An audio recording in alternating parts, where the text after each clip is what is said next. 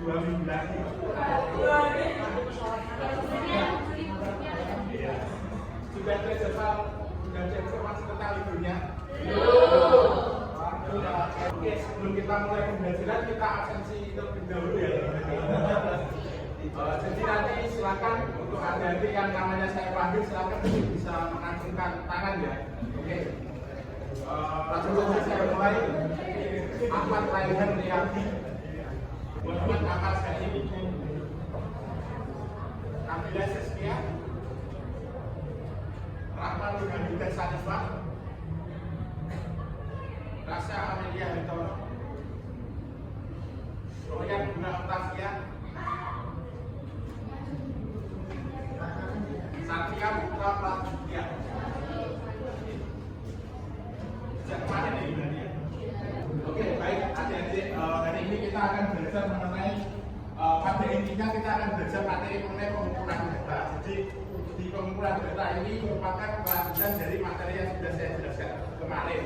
Kalau saya kemarin menjelaskan materi tentang observasi, komunikasi, observasi dan dokumentasi di elemen yang hari ini tentunya ini sedikit berkaitan dengan yang kemarin. Jika kita kemarin masih banyak membahas mengenai dasar-dasar tentang observasi dan dokumentasi, di bab kali ini kalian akan lebih memperdalami tentang praktik wawancara, observasi maupun dokumentasi. Oke, sebelumnya ada bisa menjelaskan tentang arti wawancara?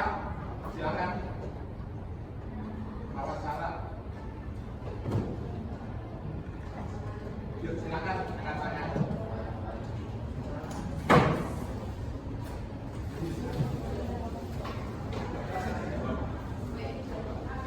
Ya, ini teman kalian Mbak Ayu menjawab wawancara itu merupakan sebuah sesi tanya jawab. Kira-kira ada yang punya pendapat lain terkait pengertian wawancara?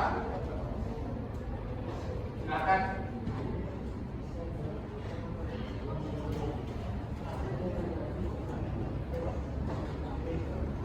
Ada yang cowok-cowok mungkin pengen jawab mengenai ini pengertian wawancara.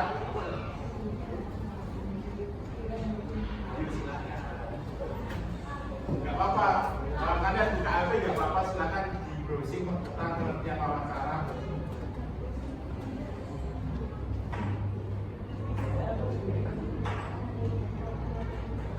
Yuk silakan.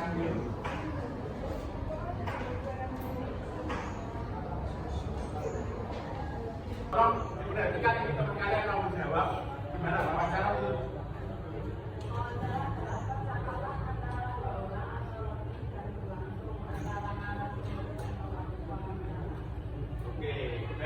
Jadi pada intinya wawancara itu merupakan sebuah pengumpulan data yang dilakukan dengan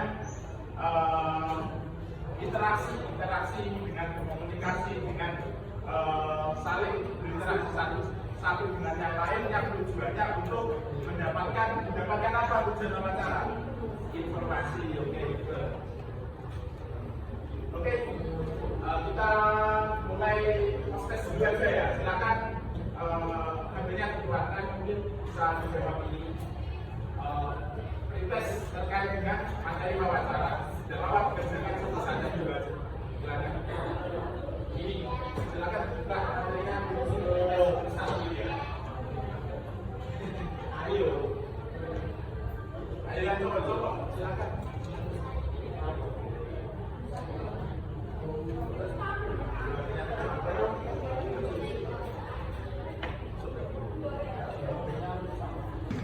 Gimana? Untuk soal pencesan mudah atau lumayan? Rata-rata dapat nilai berapa ini? 100.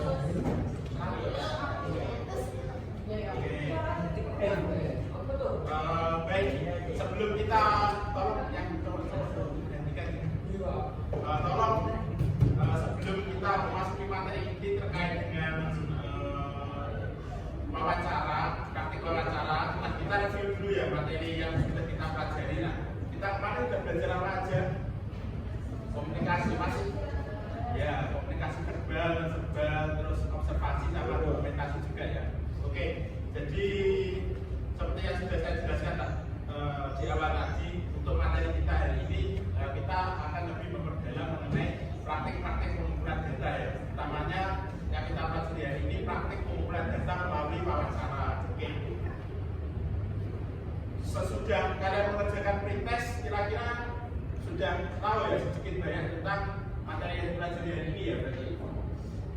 jenis-jenis pedoman wawancara apa aja coba?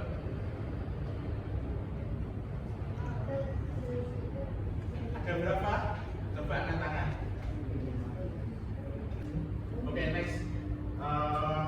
Coba saya ingin tanya dulu ke kalian. Menurut kalian, mengapa sih skill wawancara itu cukup penting bagi para calon pekerja sosial? Ada yang tahu? Ya. Ayo, coba jawab. Silakan mungkin yang tahu.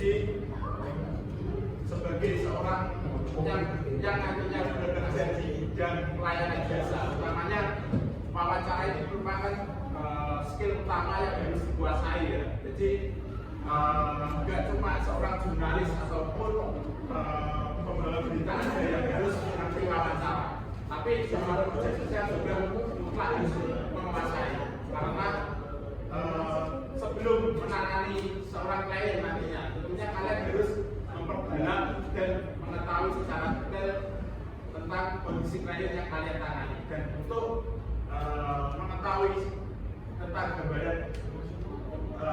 gambaran umum yang dihadapi oleh klien, itu salah satunya bisa dilakukan dengan cara wawancara. Oke, jadi saya jelaskan dulu tujuan pembelajaran pada pagi hari ini. Yang pertama, kalian setelah belajar materi ini diharapkan kalian mampu mengidentifikasi penyusunan pedoman wawancara. Yang kedua, diharapkan kalian juga mampu memahami teknik penyusunan pedoman wawancara. Dan yang ketiga, diharapkan kalian juga mampu membuat pedoman wawancara. Nah, kalian pernah menyaksikan tayangan seperti ini, tayangan gambar seperti saya sampaikan ini, apa namanya? Podcast ya. Biasanya kalau podcast itu isinya apa aja? Perjalanan hidup, apalagi? Masalah, apalagi? Coba sih saya ingin tahu podcast yang sering kalian tonton itu biasanya podcast seputar apa aja? Permasalahan. Apa tadi? Horor. Horor itu podcast apa ya contohnya? Apa?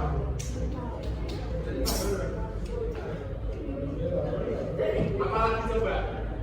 Podcast yang pernah kalian tonton?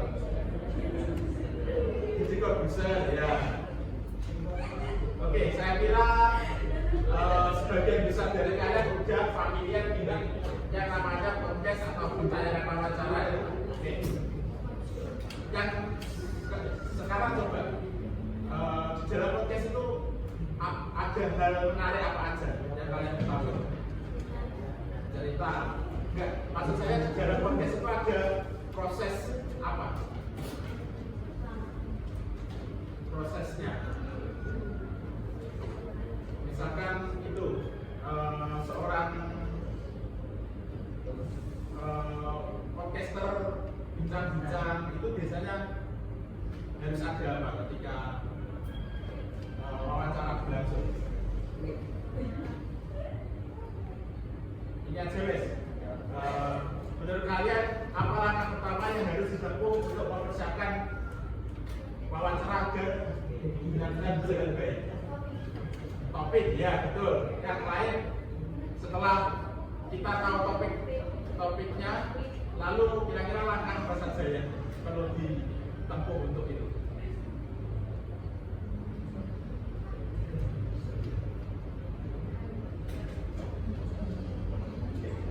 Apa? Ya, menyiapkan pertanyaan. Nah, menyiapkan pertanyaan ini termasuk salah satu upaya yang digunakan untuk mempersiapkan panduan wawancara. Ada yang sudah tahu panduan wawancara atau pedoman wawancara itu apa? Belum. Jadi panduan wawancara itu pada intinya Panduan wawancara itu sering juga disebut dengan perjumpaan wawancara, dan pada intinya sebuah panduan wawancara itu selalu berisikan mengenai topik, berisi mengenai garis besar, mengenai isi pertanyaan.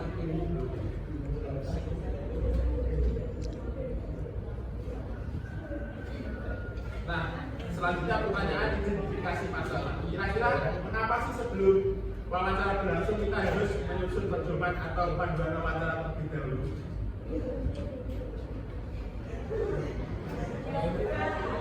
Biar terarah ya. Biar sesuai apa? Ya, biar sesuai topik, biar terarah. Lalu apa lagi? Ayo yang cowok, ngomong aja dulu. Yang cowok, gimana?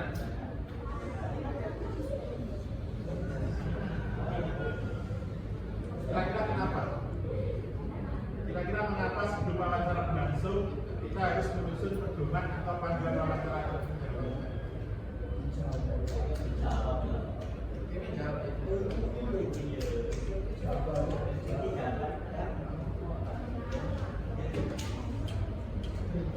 Oke, kita langsung aja diskusi aja ya. Diskusi secara berkelompok, nanti kalian mengumpulkan data secara mandiri. Selanjutnya mungkin bisa langsung ini ya, langsung mengerjakan ELKPJ ya. Jadi karena ini kan kurikulum merdeka, jadi sekarang ini kan peran guru itu sudah lumayan berkurang lah daripada dulu. Jadi saya harap nanti adik-adik bisa lebih mandiri untuk mengeksplorasi tentang topik yang kita pelajari hari ini. Setelah kalian nanti mengeksplorasi secara mandiri dan menyusun pedoman wawancara sesuai topik yang telah kalian tentukan, diharapkan nanti kita bisa saling sharing, bisa saling menambahkan tentang topik yang sudah kita pelajari. Oke, gimana? Kelompoknya kita buat hitung atau gimana? Kalau sendiri nanti ini loh, kalau sendiri nanti nggak rata. Jadi gini, nanti bentar dengarkan tugas kalian. Nanti silakan di scan ininya, materinya ini. Yang itu di scan ini, linknya dimasukkan. Jadi silakan nanti LKPB-nya buka. Nah, tugas kalian melengkapi bagian yang mengolah data dan proses data. Silakan nanti dikerjakan, didiskusikan secara berkelompok. Kalau misalkan sudah, nanti silakan dikumpulkan ke saya ya. Itu ya. Kelompok satu mana? Silakan nanti di sini. Kalau misalkan kertasnya kurang nanti silakan saya coba. Dua mana? Dua.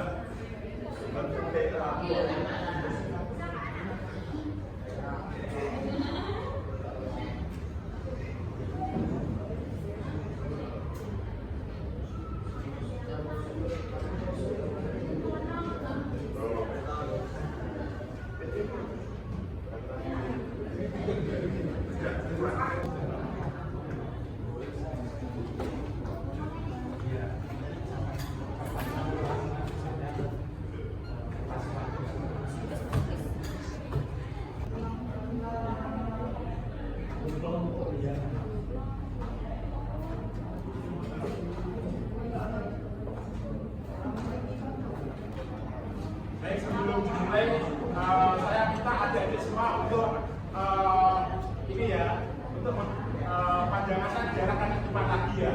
Kita belajar saling belajar untuk menghargai kelompok yang sedang presentasi ya.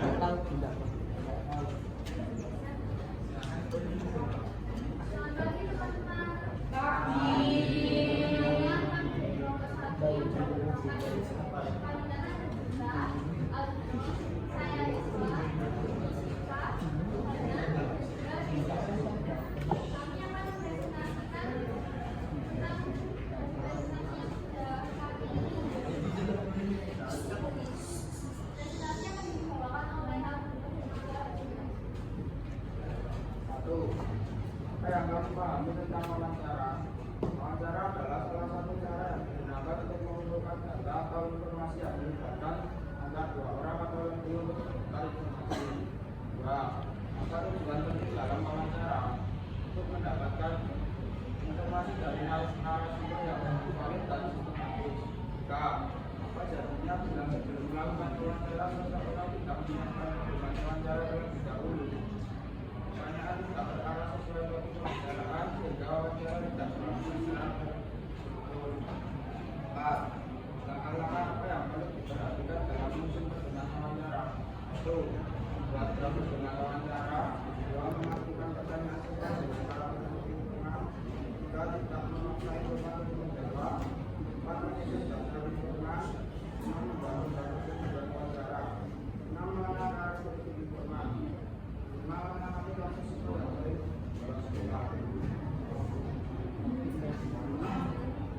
wawancara. Satu, wawancara itu sering berulang. Tujuan dari informasi pengembangan tersebut sekolah. Pada wawancara secara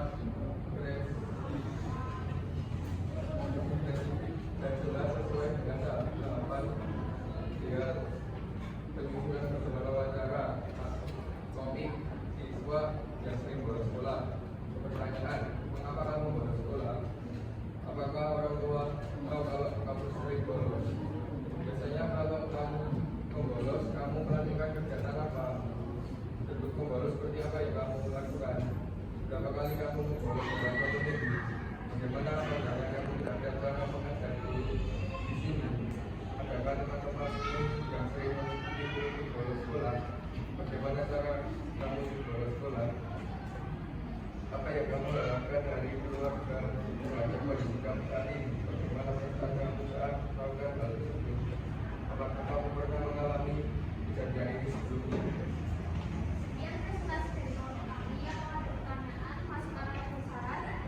Silakan adik-adik, barangkali kalian ingin bertanya kepada kelompok yang sedang presentasi atau kalian punya pendapat, saran, masukan, silakan. Gimana, jelas presentasi dari kelompok satu ini? Tadi yang pertama menjelaskan tentang apa? Kira-kira tentang pengertian wawancara. Gimana kira-kira? Sudah paham semua ya? Kira-kira ada yang punya pendapat yang berbeda terkait wawancara seperti apa? Ya kurang lebih sama ya. Jadi inti dari sesuai dengan yang sudah saya jelaskan di awal tadi, wawancara merupakan sebuah kegiatan penggalian pengumpulan data melalui tanya jawab antara narasumber dan informan yang ditujukan untuk mendapatkan sebuah apa tadi? Informasi. Oke. Gimana? Ini yang mungkin ada yang ingin memberi saran terkait dengan pedoman wawancara yang sudah dibuat oleh kelompok yang ini, kelompok pertama ini. Saran, silakan. Tadi temanya tentang apa? Tema pedoman wawancaranya kelompok satu. Apa? Siswa yang membolos ya. Oke, silakan mungkin punya semacam apa namanya, semacam tambahan atau pendapat terkait itu. Ya silakan. Agak keras saja. Ya silakan. Saya bertanya, bagaimana cara pekerja sosial mendekatkan diri kepada siswa yang membolos tersebut? Baik, bagaimana? Nah, ini pertanyaan tentang teknis sebenarnya. Silakan mungkin bisa dijawab. Bagaimana pekerja sosial melakukan pendekatan kepada siswa yang sering membolos? Gimana? Mungkin di kelompok lain ada yang ingin membantu kasih jawaban.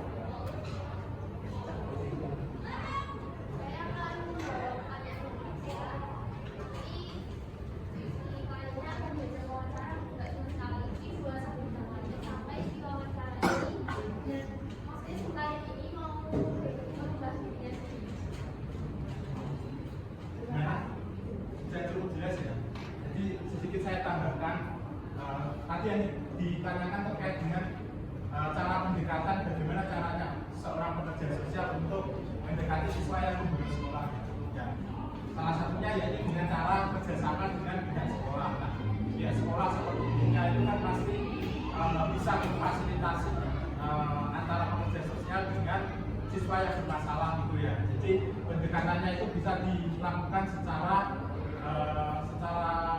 by design atau secara pendekatan yang secara halus ya.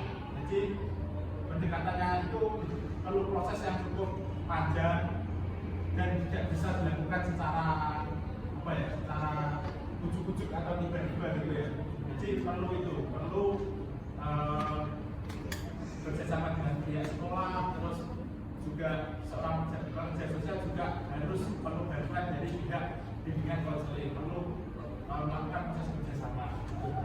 Sedikit saya tambahkan terkait dengan ini, dengan presentasi yang telah dilakukan oleh kelompok 1. Nah, ini sebenarnya sudah presentasi yang kalian sampaikan sudah cukup baik. Pertanyaan-pertanyaan yang sudah kalian buat di perkembangan lain sudah cukup kompleks. Namun menurut saya terkait dengan pertanyaan yang dibuat perlu ditambahkan, perlu lebih kompleks lagi ya sifatnya. Kalian mungkin bisa menambahkan dengan memberi pertanyaan 5W 1H gitu ya. Dulu sudah pernah belajar kan tentang 5W 1H itu ada apa aja? Ya, jadi pertanyaan apa, bagaimana, mengapa, apa, terus gimana gitu ya. Jadi kurang lebih seperti itu. Gimana mungkin dari adik lain ada pertanyaan? Baik. Kalau itu silakan ditutup. Tidak ada pertanyaan lagi. Kami dari kelompok 1 yang mau terima kasih.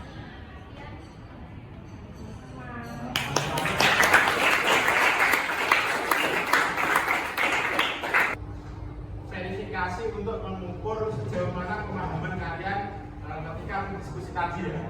Jadi setelah ini silakan mengakses link ini, game pertama sama game kedua. Ini nanti dikerjakan secara berkelompok ya, tapi dikerjakannya secara estafet.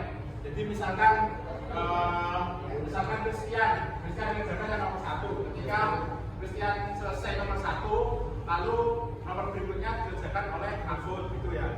Begitu pula seterusnya, nanti nomor selesai dikerjakan sama David gitu ya. Oke, jadi sistemnya estafet kan ini.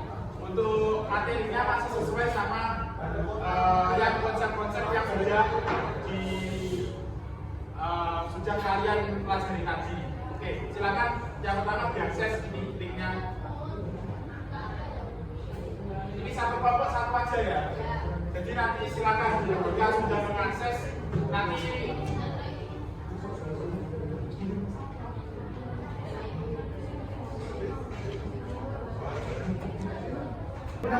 mulai start persen. Ketika sudah selesai langsung kasihkan yang belakang ya. Nanti bersambung hasilnya.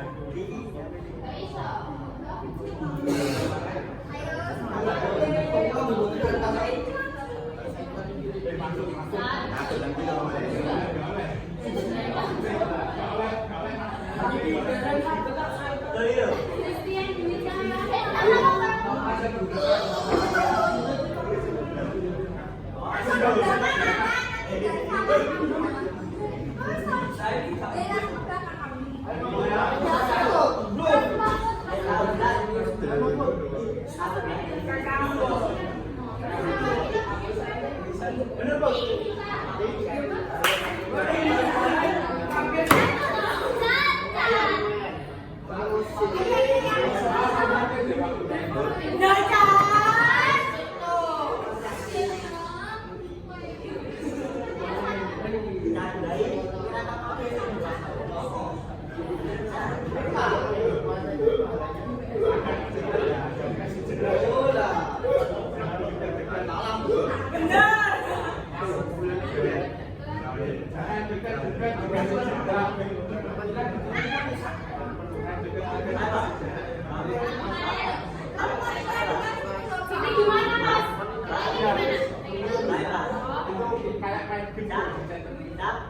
Oh, pilih itu. Ini. Ya. Ini. Untuk bisa nambah tentang materi apa hari ini. Selanjutnya mari kita bikin kesimpulan secara bersama-sama. Nah, dari yang kalian diskusi secara kelompok, kalian mengumpulkan data itu tadi, menurut kalian wawancara itu apa sih? Silakan angkat tangan. Kan jangan udah hanya menggali dari sumber yang saya kasih tadi kan, yang wawancara. Masa udah lupa barusan terus. Jadi intinya wawancara itu adalah sebuah proses, salah satu tahap pengumpulan data yang dilakukan dengan cara bertanya dan memberikan jawaban antara informan dan pewawancara. Jadi wawancara itu memiliki tujuan untuk apa saja misalnya?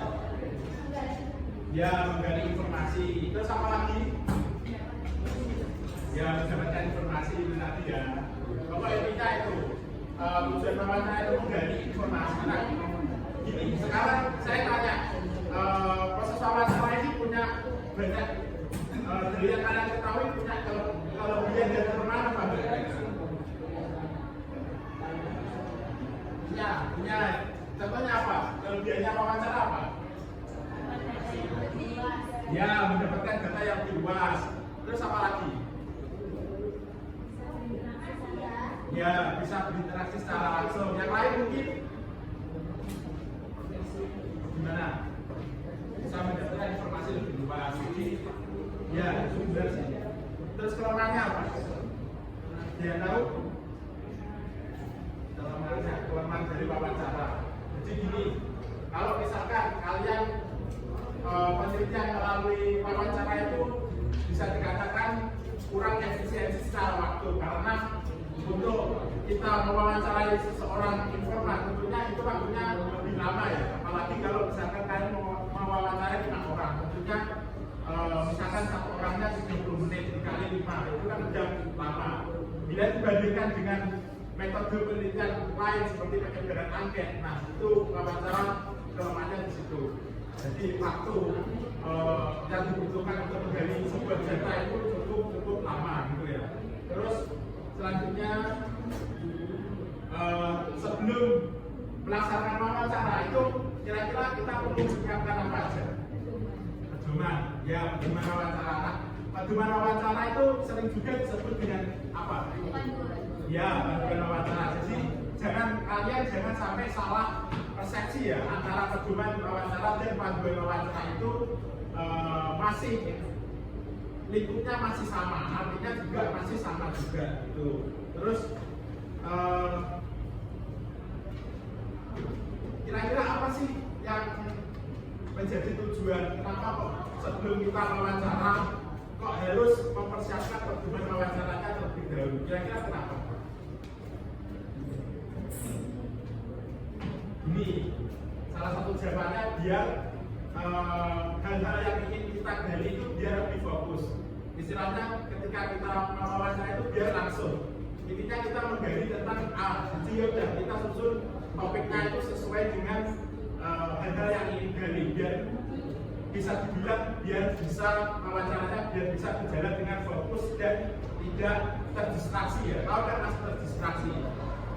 Terdistraksi itu maksudnya gini, ketika wawancara terus nggak ada pedomannya otomatis kan pasti nanti bisa pembahasannya di dalam berbicara itu kan pasti bisa lebih panjang kan. Misalkan kita wawancara ingin mendalami topik kenapa sih siswa itu sering membolos di sekolah. Nah, ketika nggak ada panduannya, nanti yang ditakutkan wawancaranya itu jadi nggak fokus. Jadi gimana ya? Jadi bisa lebih susah lah nanti untuk penggalian data.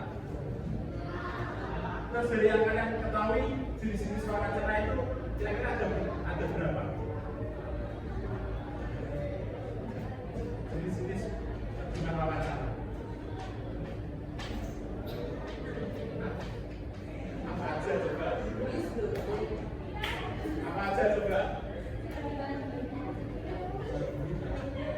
Jadi secara apa ya?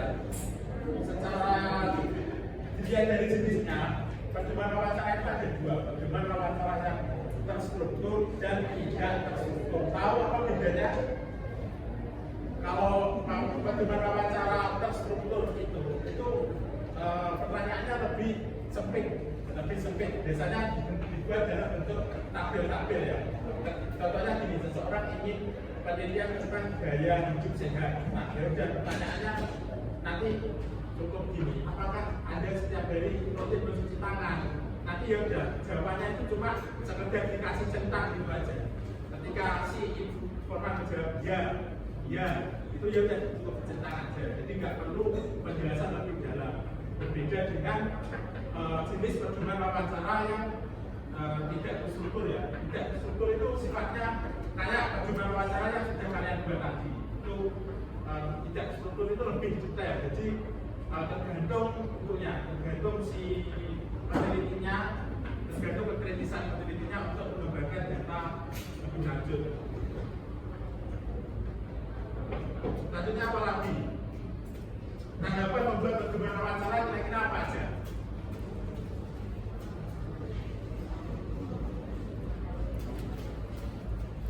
Apa aja? Tanggapan membuat percobaan wawancara. Saya sudah lupa. Yang pertama menentukan topik dulu, terus membuat graf pertanyaan, terus memastikan pertanyaan sesuai dengan karakteristik informan. Nah, ketika kalian ingin mewawancarai anak-anak remaja, anak-anak SMP, tentunya kalian juga harus menyelesaikan. Misalkan pertanyaan kalian biasanya juga usahakan mudah dimengerti gitu ya. Jangan sampai kalian mewawancara anak-anak remaja tapi pertanyaannya terlalu filosofis, terlalu susah dipahami. Kalau bisa jangan seperti itu. Usahakan kalau kalian mewawancara anak-anak remaja, usahakan kalian menggunakan bahasa-bahasa yang sederhana gitu lagi. Apalagi tidak memaksa informan untuk menjawab. Nah, ini penting. Ketika wawancara berlangsung itu kan pasti tidak semua pertanyaan yang kita ajukan itu semuanya bisa dijawab oleh informan ya. Ketika informan merasa tidak mengetahui tentang pertanyaan yang kita jawab, yang kita berikan, tentunya ya udah kita nggak bisa memaksa untuk terus menekan supaya si informan dijawab gitu ya. Oke. Lalu kira-kira proses-proses wawancara kira-kira yang tahu ya? Yang pertama diawali dengan apa? Ya, pendahuluan ketika praktek wawancara langsung itu gimana contohnya kalian? Ya, yang pertama kenalan. Terus apa lagi? Kenalan. Jadi menurut saya ini cukup penting ya, karena gimana ya, kan agar wawancara berjalan dengan baik, tentunya kita harus mengenal secara personal, mengenal secara dekat siapa yang kita wawancarai gitu ya. Sebagai orang yang sebagai mayoritas di sini semua dari Jawa semua ya. Nah, otomatis budaya Jawa itu kan pasti menjunjung tinggi ada sopan santun, nilai kesopanan ya. Sebagai orang yang menjunjung tinggi nilai dan norma, tentunya ketika kita sebelum mengawali wawancara tentunya usahakan harus berusaha untuk berkenalan terlebih dahulu, harus menyebutkan nama dengan sopan, menanyakan nama dengan nama si informan dengan sopan juga. Ibaratnya dalam tahap awal ini kalian harus bisa menerapkan sebuah kalian ngerti gaul ya. Nah, kalian harus menerapkan etika seperti itu. Lalu setelah berkenalan kira-kira apa aja?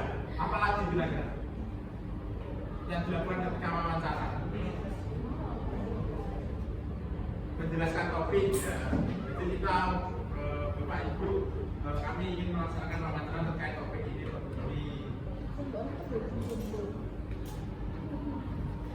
Terus apa lagi?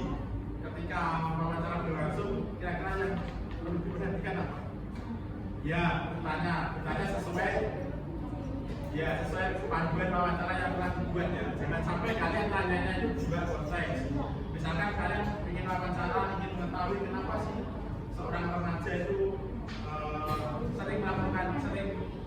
setelah ya udah pertanyaan kalian usahakan harus sesuai relate dengan topik yang sudah ditentukan. Jangan sampai tanya-tanya hal-hal yang lain lah, misalkan hal-hal yang menyangkut pribadi ataupun menyangkut hal di luar out of context, itu sangat berbahaya. Terus ketika proses wawancara berlangsung, kira-kira kita harus gimana? Ketika kita selesai memberikan pertanyaan, lalu si informan memberikan jawabannya, kira-kira kita harus gimana? Harus mendengar dengan baik ya, harus mendengarkan dengan fokus. Kalau perlu beberapa poin penting juga harus dicatat dengan baik ya. Kita tidak kehilangan inti-inti dari informasi yang disampaikan oleh seorang informan tadi. Apalagi bersikap sopan nanti penting sesuai dengan yang sudah saya jelaskan tadi ya. Nah, entah apapun yang dikatakan oleh jawaban dari seorang informan itu juga harus dihargai ya. Entah menurut kalian benar atau salah, itu juga kalian harus netral ya. Maksud saya ketika jawaban yang dikatakan oleh informan itu tidak sesuai dengan yang kita harapkan, tentunya kita nggak boleh langsung mencela, langsung pun nggak begitu, itu salah apapun itu nggak boleh. Kita sampai harus profesional, sikap netral ya. Ketika kira-kira yang lain apa lagi selain itu dari yang bisa kalian baca dan bisa kalian tuliskan di lembar jawaban tadi.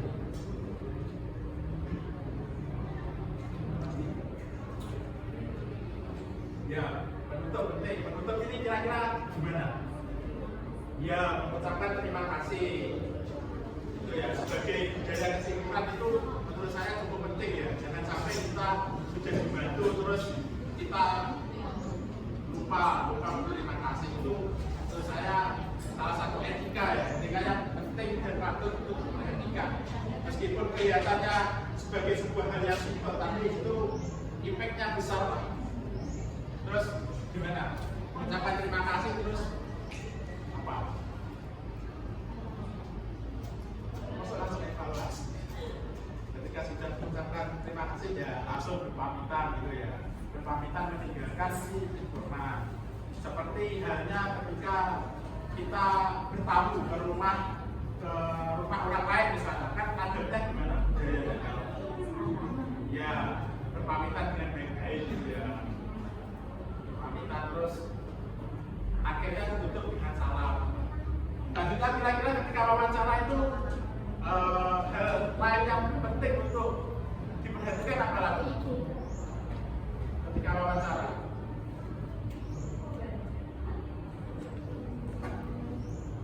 Hal penting yang nggak boleh lupa. Jangan lupa ketika wawancara berlangsung itu kalau bisa kita sebagai pewawancara harus membawa catatan ya. Terus jangan lupa lagi harus membawa, kalau bisa direkam juga, karena takutnya nanti ada beberapa informasi penting yang terlewat. Kita tidak bisa hanya mengandalkan ingatan saja, karena tahu sendiri kan ya, sifat ingatan dari manusia itu kan juga pada dasarnya juga mudah lupa. Jadi kita harus bisa mensiasatinya dengan cara itu tadi, merekam dengan handphone ataupun alat-alat perekam yang lain gitu ya. Gimana? Mungkin ada pertanyaan, ada yang ingin ditanyakan terkait dengan materi ini? Oke, di sini selesai. Nah, ini tadi kan kalian udah mengerjakan pretest ya. Pretest itu tujuannya sebenarnya untuk mengukur pemahaman awal kalian sebelum memasuki materi. Nah, sekarang post test ini untuk mengukur sejauh mana kalian mampu memahami materi yang sudah kalian diskusikan dan sudah saya beri penguatan ini tadi. Enak-enak ini soalnya beneran. Ayo silakan buka ya. Ayo teman-teman yang hidup kanan kiri buka ya. Saya sebentar ya. Nah, kira-kira hari ini kalian sudah belajar tentang apa aja hari ini? Sudah belajar apa aja?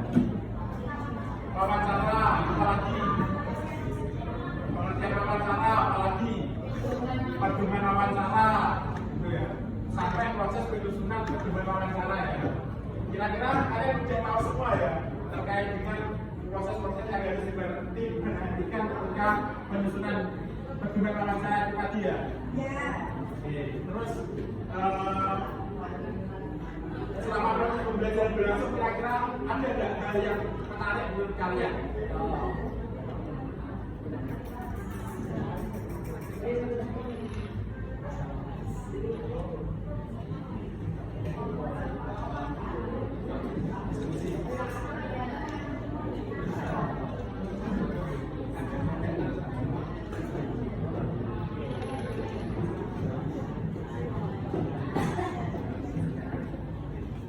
Gimana? Dari materi yang saya sampaikan tadi kira-kira semua udah paham apa belum? Gimana? Udah paham apa belum? Paham ya? Udah paham semua ya? Oke, baik. Gimana? Oh iya, oke, baik. Baik, saya akhiri cukup sekian. Saya kira waktu pembelajaran pada hari ini saya mohon maaf bila mana dalam proses penyampaian pembelajaran hari ini masih kurang maksimal. Terima kasih atas atensi yang telah Anda diberikan dalam proses pembelajaran hari ini. Terima kasih juga sudah bersemangat mengikuti pembelajaran pada hari ini. Saya minta tolong untuk besok mohon dipersiapkan ya sesuai dengan yang sudah sesuai dengan pedoman